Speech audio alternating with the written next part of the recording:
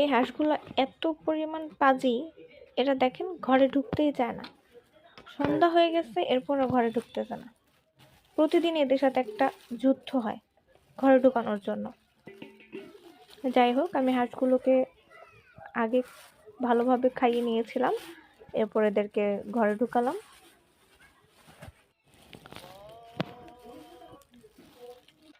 কিছু খাবার বাকি ছিল, এটা ভিতরে দিয়ে দিলাম যদি ওরা খেতে চায়, এজন্য। আজকে আমার শাশুড়ির বাসায় নেই, তাই এই দায়িত্বটা আমার উপরেই পড়েছে। সবগুলো মুরগিও ঘরে ঢুকে গেছে, কিন্তু এখনো কিছু হাঁস বাহিরেই আছে। ওদেরকে খুঁজতে আমি আবারও বের হয়েছি। দেখেন, এরা আমাকে দেখে উল্টো দিকে দৌড় দিতেছে।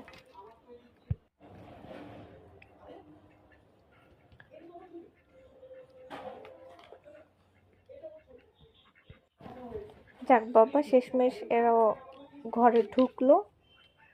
এদেরকে ঘরে ঢুকিয়ে আমি ভালোভাবে দরজাটা লাগিয়ে দিয়েছিলাম। আপনারা যারা গ্রামে থাকেন তাদেরও কি এরকম যুদ্ধ করা লাগে? কার কার সাথে এমন হয় আমাকে কমেন্টে জানাবেন।